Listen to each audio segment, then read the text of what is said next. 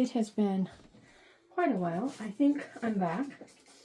It took me a while to get back, perhaps, but I have a lot of things to share, and this room is packed with unpacked books. So I'm going to do it this way instead of trying to deal with stuff surrounding me, because it's a nightmare. So I'll give you guys an update while I share some of the books that have come in, get them unpacked so I can put them away and then have my life back, because I haven't had it. So right now I'm reading The Nature of Small Birds by Susie Finkbeiner. It's a triple split time with multiple points of view, and it centers on a family who in 1975 adopted a little girl from Vietnam, and just the impact that had on the family and what's going on in the family quote today. It's like 2013, I think. Now that she's grown and is considering maybe going to find her family. So far it's great. I expect to finish it in 2 or 3 days at the most. Loving it.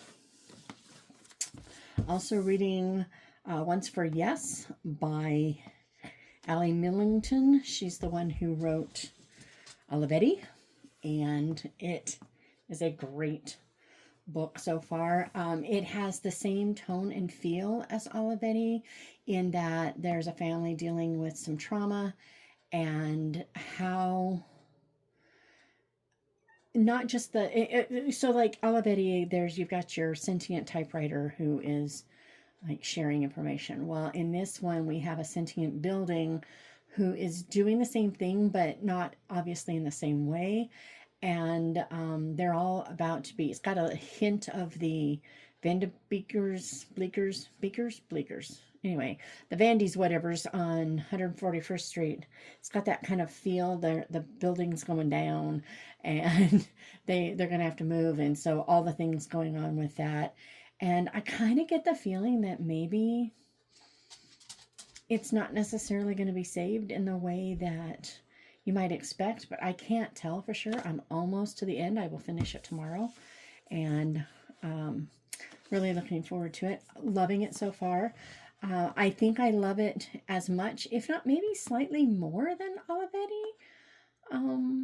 I don't know. It's hard to tell. It's definitely equal, but there might be a few things about it that I like even better. She is also the one who wrote the Hope picture book, The Gift of Hope or something like that. It was really a beautiful picture book, and so really liking her. I feel like she's another Kate Albus in that she's a newer middle grade author that I'm really enjoying.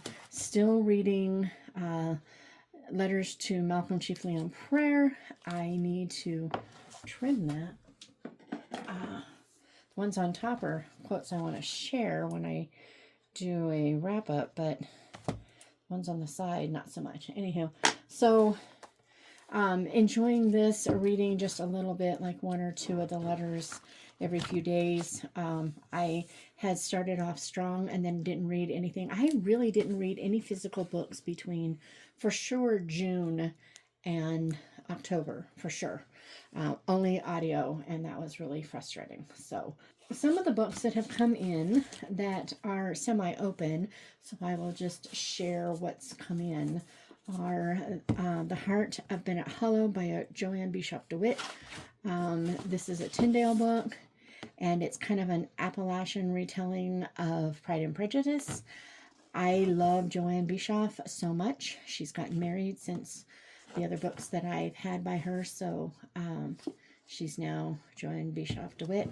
Her Sons of Blackbird Mountain is one of the most beautiful books ever. It's not These Golden Hills, but it's something along the lines of that. So good. I didn't think I was going to like it, and I ended up loving it so much. So, looking forward to reading this one. Obviously, the dogs are going in and out. the next book in the Castle Library series by Anne Swindell. I have this one. I also see that it's coming out on audio. I don't know if it's out yet. I am considering this one for sure. In the first book, it is a student research. She's doing her dissertation on this mystery about this princess that went missing, and all that surrounded that. I don't know if she had become queen yet or not. She may have actually already become queen. I can't remember now. But in that book, there was the gal who kind of helps run the castle. And in this one, they're doing some more research on this whole thing. They're trying to find out all the stories. And she hires someone to come help. And this is her story. And, there's sufficient for that. I could tell more, but if you really want more than just the basics once on the synopsis, then the Because Fiction episode, we talked a lot about it. And I'm loving this series. Anne writes a really good, strong Christian fiction novel. Isn't preachy, but has deep faith. And I love that. Okay, I also got from Waxwing Books, Flora and the Jazzers. It is kind of a musical Cinderella retelling. I also got in the mail my pre-order bonus things. There's a little sticker sheet. Isn't that cute? And then, look at that. Isn't that cool? But it is such a beautiful book. She is a kind of a scullery maid in a club, and she loves music. She sings with them while she's cleaning, and then they need help when her favorite group, the Jazzers, come. And I mean, look at that. Isn't it just so beautiful?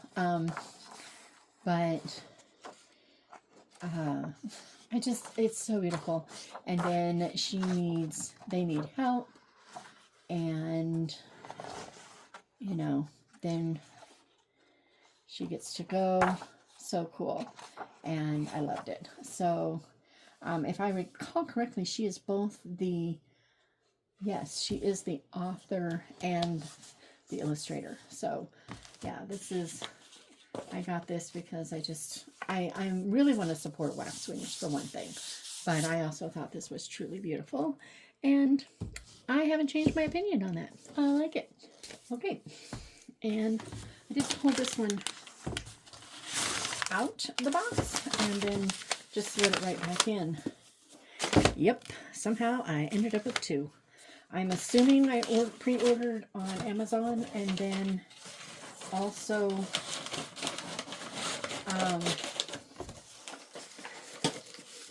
what? Come on, Joanne.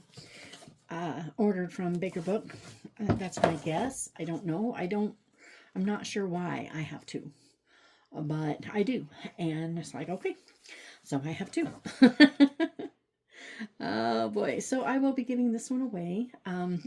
If you would like a chance to win this, just leave a comment and tell me who your favorite Bennet sister either is. You have Jane, Lizzie, Kitty, Mary, and Lydia. So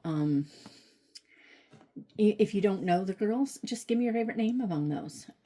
Jane, Elizabeth, Catherine, Mary, and Lydia. So if you don't know the characters and don't have a favorite character, give me your favorite name, and I'll draw a name and send it to, please, let's do this one to a U.S. address.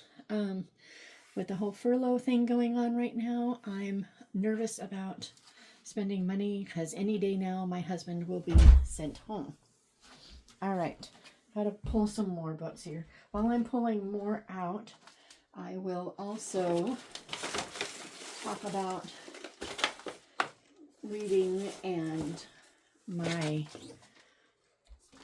book plans and all those things. I decided that for right now, for the end of the year, I'm going to test this. I think I'm going to do something different for the last 2 months of the year. I'm not going to have a monthly TBR right now. I will have my Read Your Bookshelf challenge. I need to have it because, guys, I am way behind because, again, no physical books. But, so I am doing that. But I've got to catch up because I'm way behind. And so, because of that, I have decided I'm going to do a weekly TBR. Oh, I'm so excited. I'm going to do a weekly TBR, and, you know, I'll include whichever Read Your Bookshelf challenge book I may be reading then, or any of my other challenges I did this year. So, many of those are going to be floundered, and oh well, you know, sometimes you just got to do what you got to do. I'm pretty sure this is, no, this is Book Monkey. Oh, I think, did they send me? I think they sent me, oh wow. Okay, I think the publisher sent me this book.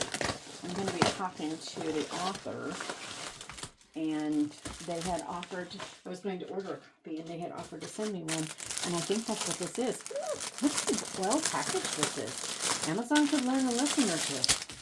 I think I'm just going to do a weekly. This is what I plan to read this week, and not try to plan for more than that, because I discovered that I did get discouraged when I realized, you know, how much I didn't get done that I wanted to read, because I was writing and I was finishing that book, and the book is done, and I love the book, and I'm already working on the next one, and I'm having a whole lot of fun with it. So, I mean, it's good. It's all good. But so we'll be getting weekly TBRs. I will probably try to put one at the end of this video. Anyway, so the book that they sent me is by Carrie Brownell, Light at the End of the Woods. Oh, look, they sent me a sticker. That is cool. Yeah, I like it. I know, Neville, I know. Okay, what does this say? Oh, they sent me a nice little letter. Okay, very cool, very cool, very cool. This might go on to my TBR right now. We'll see. Whatever. So that's going to be how I do things, at least for the end of the year. But I might try to, if I like it as much as I think I'm going to, I might even try it for next year. Just not a monthly, but a weekly TBR. Why not? We live once. All right. This is a book that my mother told me about. I don't know anything about it other than Mom said, you still haven't gotten that book the other day. So I went straight over to eBay, bought the thing. All right, I'm just going to make a mess over there on the floor and deal with it later. So it is Malice in Blunderland. It is an ex-library book by Thomas L. Martin Jr. It doesn't have a dust jacket. And it did help me remember, Mom said that the book is kind of a twist on Murphy's Law. If anything can go wrong, it will. So I'm thinking that's kind of the silly. So I'm thinking it's gonna have the same feel as what's the guy that wrote LMNOP? LMNOP. Oh, I can't remember who it was. Anyway, we've already looked at that. I also spoke to Jenny Marcelene. Her episode is coming out, I think, this week. She has a series called To the Ends, and it's traveling kids who go and share Jesus with someone, and it looks like something got on my book. This is a brand new, unread. It's been on the shelf. I don't know how something got on it, but it's coming off nice and easily, so that's good news. Anyway, it says 10-year-old Jason is unsure if God is still at work around the world. That is until he and his younger brother Fred discover a board game that transports them to countries around the globe. But one mistake could mean being stuck in a country with no way home. So, yeah. So it's got a twist of like Jumanji and Bible. So I'm like, if you mixed Jumanji and like the Chosen Kids, you kind of get, and made it a little more like a chapter book. It's kind of like what this is supposed to be. I didn't actually share about either of these. I did tell you about that one. So let's actually find out what we're going to see in these. I already did share that one now. Kind of out of it, guys. So anyway, this is illustrated by Joe Hawks. And, it's on the back. Okay. How much risk should a person take to protect someone who has been dead for centuries? Ooh, that's cool. Siblings Alice and Henry are about to find out when they head to the country with their parents for a summer holiday. The cottage the family rents near the childhood home of Lady Jane Grey, is nothing like their house in Oxford, not least because it appears to harbor a maze of secrets. Alice, Henry, and their parents are determined to unravel the puzzles. I love the fact that she includes parents in her books. Anyway, because I'm pretty sure she's the guy that did the Mulberry unravel the puzzles that have been placed in their path. But when an old woman with a mysterious past begins haunting the family's every move, they have second thoughts about continuing their holiday. This family adventure about resilience, courage, and duty in the face of adversity brings past and present together in a swirl of intrigue. The children and their parents are running out of time to make a decision that could have far-reaching effects, and someone is determined to stop the family at all costs. Dun, dun, dun. Okay, so I'm pretty sure that's going to be, as a matter of fact, maybe I'll put it here on next week's thing. I didn't read about Girl Lost. I talked to Kate Angelo about this book. I can throw away the receipt because who cares about that? But I've got some goodies in here too. She signed it. Little magnet and a bookmark. So that's pretty cool. But let's see. It says, Laura Rosati found acceptance and comfort with her childhood foster family. But when she became pregnant at 16, she gave the baby up for adoption and left without a word. Now a CIA counterintelligence officer, Laura wants to reconcile her fractured sense of self by finding the only blood family she has, the teenage daughter she's never met. As Laura closes in on learning the girl's identity with the help of her mentor, she prepares to meet him in her old neighborhood, the last place she wants to be. Then, I think his name is Stryker. Yeah, her mentor's name is Stryker. I couldn't read it up there, but I can read it down here. Anyway, then Stryker is captured. Special Agent Coburn King changed his last name to escape the shadow of his convicted father serving a life sentence. When he runs into Laura, the object of his failed teenage romance, the two must... I hate that so much, guys. There is nothing that makes me more annoyed than when I'm reading a book. I mean, like, annoyed in the moment, not annoyed permanently, but in the moment, it'll jar me out of the story so fast. It isn't funny when it says the two. Even once in a while, they'll do the three. And I can swallow that one slightly, just a hint better. But the two, seriously, can we be more than a number? Of them is not that many more words, or they is sufficient. They, I mean, what's wrong with they? But the two, just personal pet peeve. Anyway, I try not to feed those peeves, but that one seems to run on air. Anyway. They must put their pasts aside and work together to expose a secret that somebody's willing to kill for.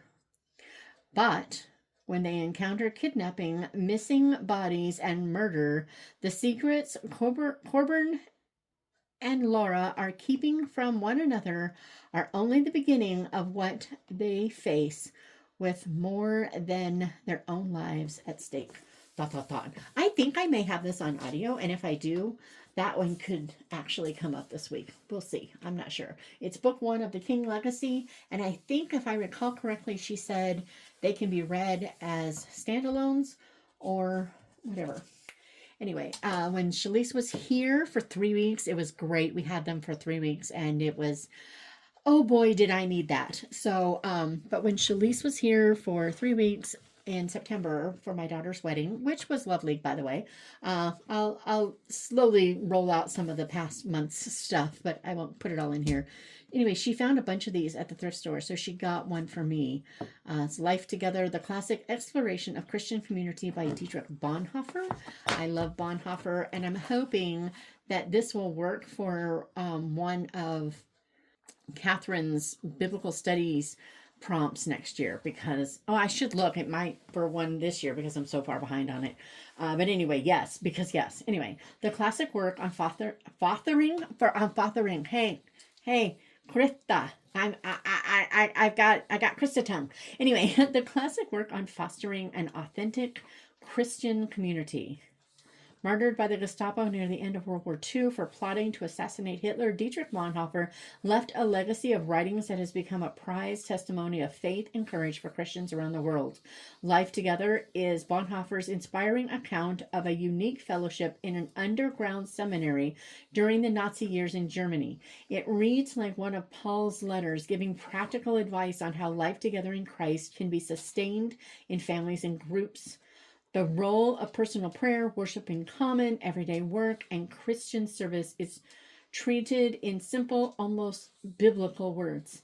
I like that the way that they acknowledge that it feels scriptural in the way that it's written, and yet they're very careful to acknowledge that this isn't on par with scripture. I appreciate that, because you know what kind of richness you're getting, but you're not getting this hint that, hey, yeah, but you know. So that was really cool. Anyway, Life Together is bread for all of us who are hungry for the real life of Christian fellowship. So I'm just going to slide that there. That might be one of the next ones. Then when I was at Krista's house, she showed me her father's it's basically his commonplace box, if you will. He had file drawers of index cards that had all the quotes on them like you would find in a commonplace book. And it's exactly how I've heard Ronald Reagan's commonplace file system described. So I was telling her about it, and when I went to look it up, I found out about this book. So I bought it for us, and this has a whole bunch of the stuff that are on those cards. You can go to the Ronald Reagan Library in Simi Valley and actually see it. I thought there was a couple of pictures on character, but I did think there were a couple of pictures of the actual cards, but maybe not. Humor. He did like a good joke. So, old fellow, yep, I'm 94 and haven't gotten an enemy in the world. The last one petered out about a year ago. So anyway, I just thought it would be fun to see some of the things that were, it's the end papers. These were things that were written on those cards. And so this was originally a bargain priced book at Barnes & Noble, it looks like. $6. I think that's about what I paid for it, but that was with shipping, and I could not have gotten it with shipping from the other. But anyway, also The Pursuit of Elena Bradford. I think Anne Gabhart sent me this. I don't think I ordered it. I think she actually sent it to me. I was going to order it, and she's like, no, I'll send you one. I do love Anne Gabhart. I love talking to her. She is so much fun to talk to. And this story was inspired by a real story about a woman who showed up for a dance like for one night, and she was there, and then she disappeared, and nobody knew where she was. Pretty sure it was only one night, but, or maybe she made it one night in this book. I don't remember which, but it's pretty cool. Nobody knows what happened to the dancing lady. Anyway, so this one, The Pursuit of Elena Bradford. Nothing would please her family more than her securing an admirable match, but true love and loyalty are harder to come by than she imagined. At 22, Elena Bradford has never met a man who made her consider marriage, but when her father dies and leaves the family deeply in debt, Elena becomes their only hope. Her mother uses their last funds to take Elena and her younger sister to Graham Springs, Kentucky, where people find healing by drinking the mineral spring water and healthy recreation through many daily activities, including dances every evening. As her mother schemes to find Elena a wealthy husband, Elena finds herself drawn to two men her mother would never consider. Charming artist Kirby Fraser spends his day drawing and painting the guests, but his real mission is to find a wealthy bride to finance his dream to go west. Melancholy Andrew Harper has come to Graham Springs in need of healing after a broken heart. When a beautiful lady shows up at the Springs with no chaperone and a story that seems suspicious, nearly everyone is charmed and intrigued. But when an unexpected tragedy occurs, Elena, Kirby, and Andrew will all be faced with decisions of life, love, and loyalty. So, yeah, The Pursuit of Elena Bradford. Obviously, I needed that one. This was on sale for like $6 on Amazon. I got 2 of them because my daughter thought maybe my granddaughter would like to read it while she was here, and she was already working on a book that she didn't finish while she was here, so I didn't ever give it to her. So I have 2 of these. This will be another book that I will be very happy to give away a copy. So if you would like to be considered in this giveaway, just tell me if you've read any of this series at all. Did you read Authentically Easy? Do you love Pepper Basham's humor?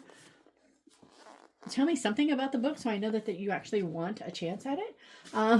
So I will get rid of it. Anyway, I did get a copy for myself that's in the house. So the world could do with a little more kindness and positivity and random acts of singing, don't you think? I'm just going to leave it there because I have a feeling that it might have, now that I think about it, might have a spoiler for the first book in it. But it is, I'm pretty sure it's going to be partially epistolary. The first one was. And it just says, Dear Reader, so it sounds like it's actually starting off that way. I'm just going to leave it right there. So, but we have more, guys. The boxes of stuff that I brought back from Tennessee in August. Yeah, I have not opened them. Oh my goodness. Guys, I'm not going to be able to do them all tonight, but at least this will get some of the room cleared up. Here's some more. Like I said, we had a great visit with the family, and we had the wedding. Okay, I don't know if you watch Kenny Boyle on Instagram or Facebook. He is a Scottish man who gives a lot of like the history or the mythology that goes along with Scotland. And he wrote a book. So it's called The Tick and the Tock of the Crocodile Clock. And I decided I was going to buy it. I did only buy it on eBay, but looks like there's a poem or a song or something. But anyway, it sounded good. And so I was like, well, I'll support him. And then I realized after I bought it used that didn't really help him yet, but maybe. Anyway, Wendy just wants to be a poet. So how come she's on the run after an art heist? An aspiring writer from the south side of Glasgow, Wendy is in a rut. She tries to brighten her call center job by shoehorning as many long words as possible into conversations with customers. But her manager isn't amused by that, and after a public dressing down, Wendy walks out. Jobless and depressed, she finds consolation in a surprise friendship with another disgruntled ex-colleague and wild child painter Kat, who encourages her to live more dangerously. It's just what Wendy needs, and it's also brilliant for her creative juices. But a black cloud is about to overshadow this newfound liberation, as well as put Wendy on the wrong side of the law. So The Tick and the Tock of the Crocodile Clock. I have no idea if I'm even going to make it past like page 5 or 10, because it absolutely 100% could be a problem. You know, they could have tons of terrible language that I don't want to read, or it could get all smutchual. Who knows? I don't know. He never made any promises that it wouldn't, so who knows what'll be in there. But I did want to at least give it a shot. This one is another one that an author sent me. This is from Laura Thomas. It's the 3rd book in her series.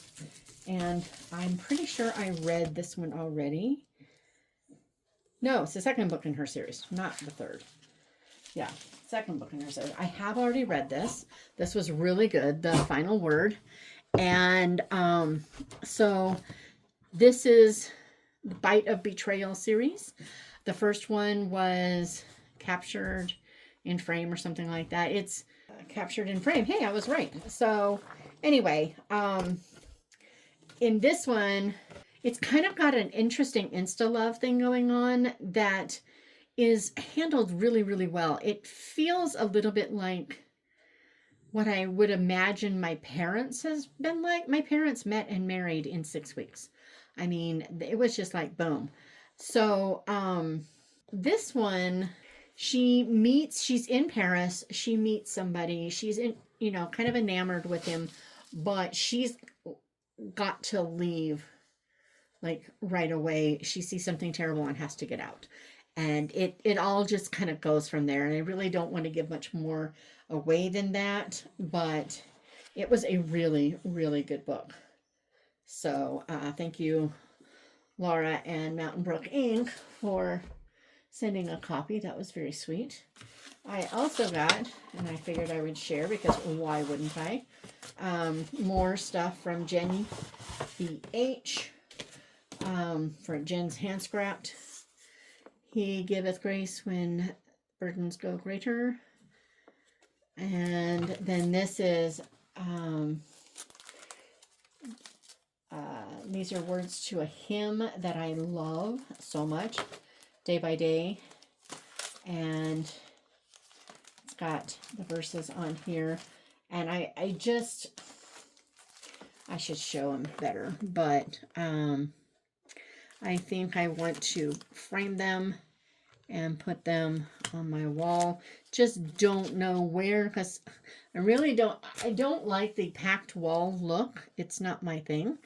So I'm not sure how I would put them in here.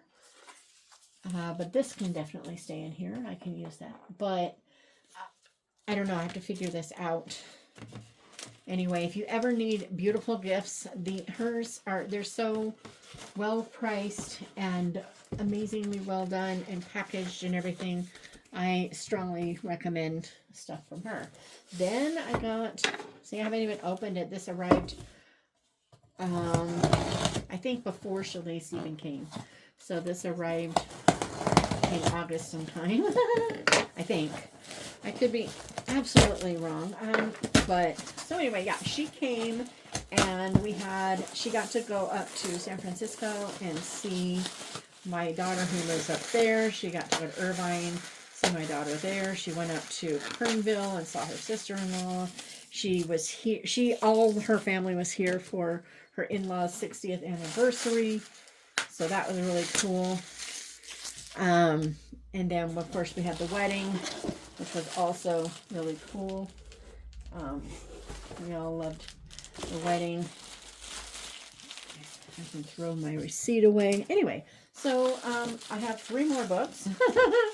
I'm telling you, this is so bad because, guys, there is a whole nother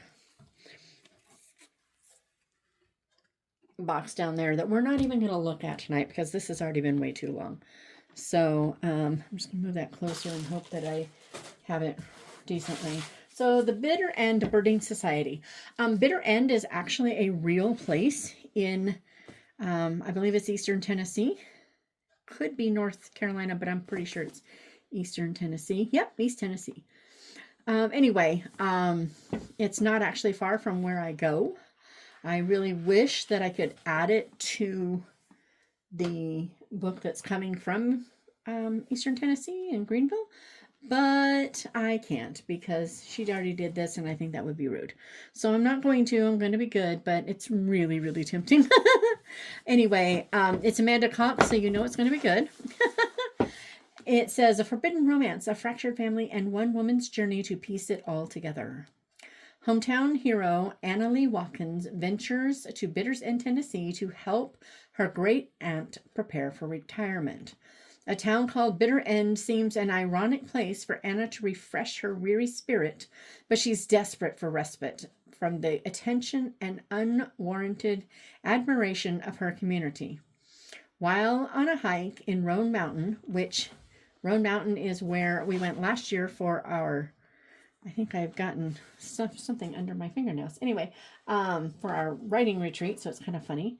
Anyway, while on a hike in Roan Mountain, a ragtag group of amateur birdwatchers takes her under their wing, a little against her will. However, she quickly warms to these genuine souls seeking solace in the great outdoors.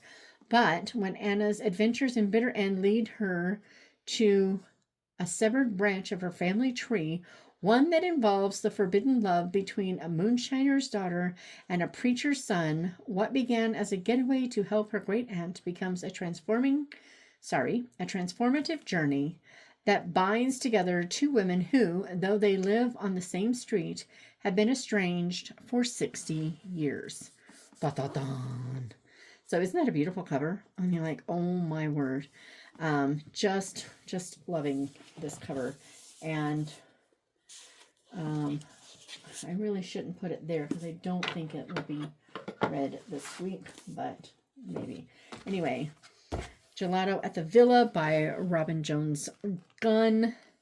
It's a Suitcase Sisters novel. It's book number 2. See, lovely little number 2. Anyway, the first one was Tea with Elephants or something like that. This has a sticker on the back, which does not make me happy. There's absolutely no reason for this sticker to be on the back from a Baker Bookhouse order. Just saying. Not that I have an opinion or anything. Grace and Claire have formed a close friendship over their love of reading. Okay, I can get behind that.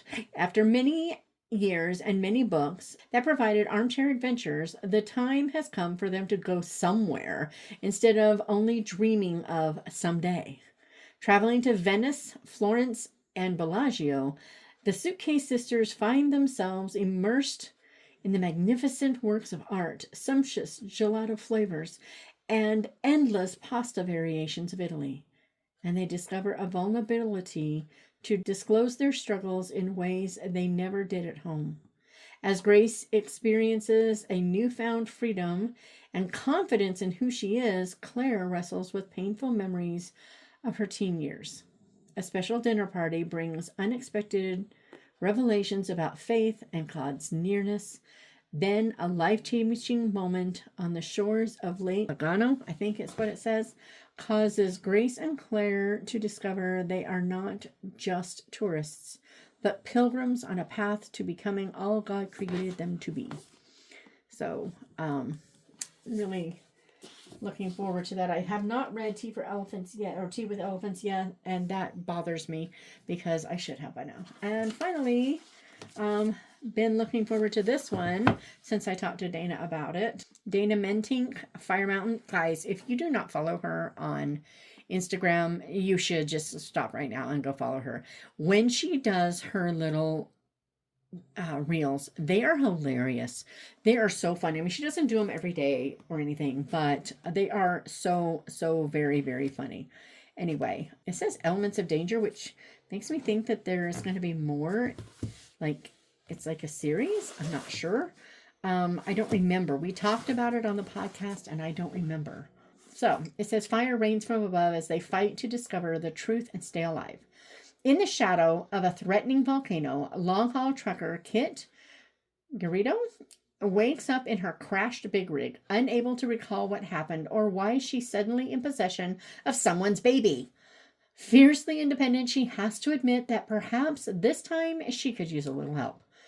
As the threat of eruption grows, former cop Cullen Landry refuses to leave his cabin in the evacuation area, which is why he's the only one left who can help Kit escape the crumpled cab of her truck. He doesn't want to get tangled up in the mystery of the beautiful woman with an abandoned infant, but when he sees the bullet hole in the windshield and the bloody handprint on the interior, he realizes he's in this thing, like it or not. When two armed men with ill intent approach. The race is on to stay alive, discover the truth, and find the baby's missing mother, all while a deadly mountain rains fire from above. A-da-da-dong. So, yeah, when we were talking, I was like, yeah, I got to read this book. And I did not realize that these 3 books were in that box. And now they're here. And I'm like, but yeah, what do I do? So, yeah, lots of books. All right, guys, I have to insert this into the video because I signed off and everything and forgot that this was over here. And this is, you know, I can handle 1 box over there, but I can't handle 2. So I do have to push this in here really quickly. Hopefully I can do this quickly. It's so full of stuff. So some of this is definitely from Tennessee. I can see that, you know, so I can see that there are definitely a few things. All this from Greenville. So there is all of this research stuff. I'll move it out of the way. Ugh. I thought all that was in that other box. I don't even know what's in that other box now. My copy of Meg and the Disappearing Diamonds, I have this copy, but mine is just, my kids read it to death. So they had a copy for $5 and I snagged it because this is nice and tight. Aren't the pictures beautiful? They were not in color when I was a kid. I remember their party dresses when they went to the party and the diamonds disappeared. And I remember knowing exactly what happened and feeling really smart when I was proved right. Ha ha ha. And there's her house. There's Meg's house. So anyway, they had that one. And they also had Mystery of the Chinese Ring. It's a Biff Brewster mystery, which I had just mentioned in, I'm pretty sure I mentioned Biff Brewster, in Once Upon a Parlor, unless I took it out. But anyway, it was in such good condition, I snagged it too, because why wouldn't I? And then there are 2 more postcards. There are 2 more books about Greenville that I bought. Then I saw Murder, Magic, and What We Wore by Kelly Jones.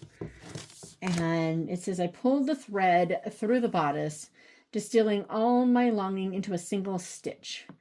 The muslin whispered and then sighed like silk, then was silk, rustling as the fibers changed in some unknowable magical way. This gown would reinvent my life. With this gown, I'd begin to find the truth behind Mr. Harrington's lies.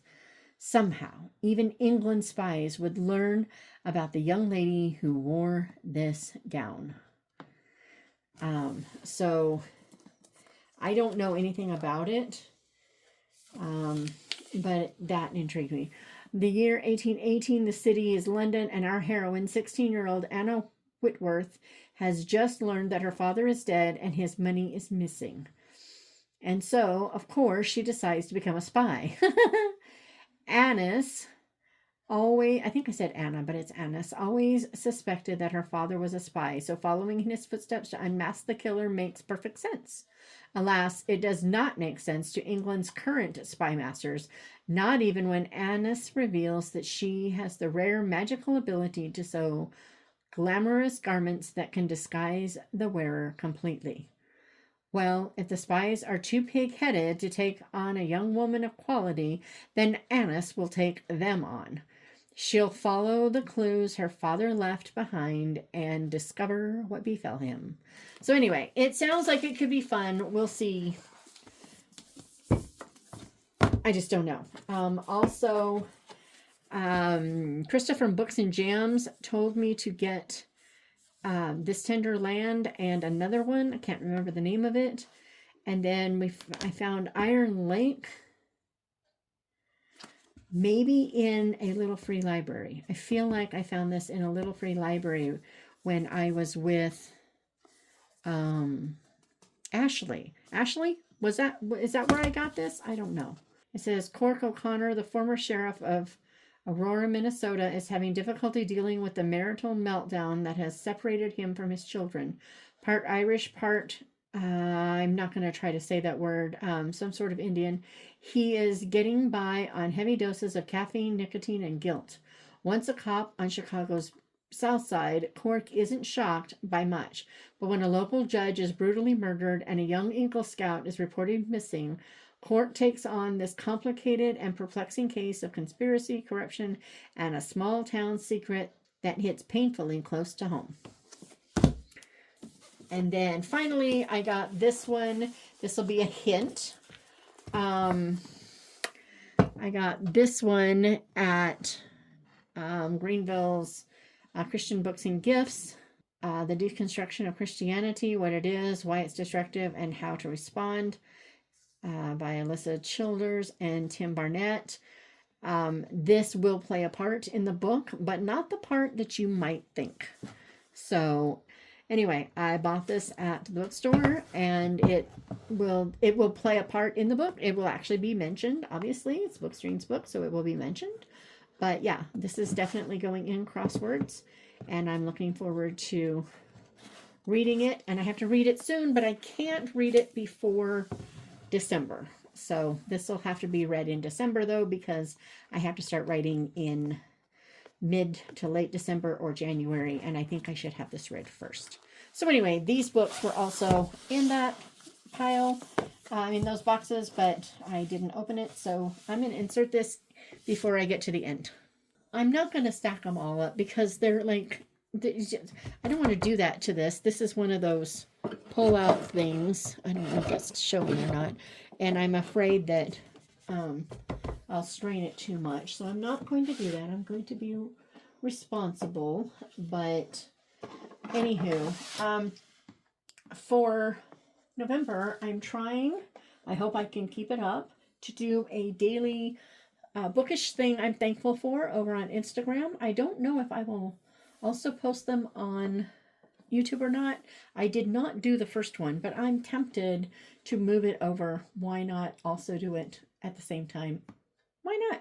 So I might, we shall see. I'm trying to think. Anyway, but I'm also working on a Vlogmas kind of short story / novella. I'm not sure what it'll end up being, but basically just a daily little story that I will be posting.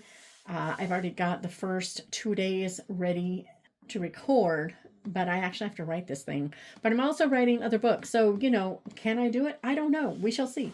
But if it's not almost done before December 1st, I'll be doing something else. But this is the plan. This is the goal. We shall see. Okay, this I think will be this week's TBR. I don't know if I will finish this one. Probably not, because I'm not necessarily reading lots every day. This one I will definitely finish tomorrow, so this will be done this week, and this will be done this week. Once those are done, I will probably start this one. I have a feeling it's got pretty large print and whatever, so I don't think this will take long to read, so whatever. And then the next up will be this one. I really am trying to, I think, we'll see, but I think I'm trying to mix more of the middle grade / YA that I have into my reading. And since this one had so much contemporary to it, I decided to go historical. I'll do this one if I need another book. We shall see. I do have audiobooks going. I'm not sure what. And like right now I'm listening to Mrs. Polifax again because I was just in the mood for it. The other day, listened to the first one, and now, of course, if I listen to one, I've got to listen to them all. I have issues. This is my week 1 for November TBR, obviously finishing those, and then we'll see how much of these I get through. I'm trying not to read too much, but making sure I get to read every day again. I have missed it, and it showed in how I handled things, so definitely going there. I deliberately chose not to do ones that have been sitting on a shelf as TBR. I wanted something fresh. So this is the only one that I did. Once this one's done, I will pull out another Read Your Bookshelf Challenge book. That will also probably get added to it, but we'll see. You'll know when I update. I have lots of books to talk about, and those will be coming. And hopefully now that I've got most of these, I only have that one box now, I can put all this away, and then I won't be feeling like I'm being like drowning in boxes and stuff, and I can have an actual normal video. Missed you guys, had fun, but yeah, we need to talk books because I'm missing talking books. And see you guys in a few days.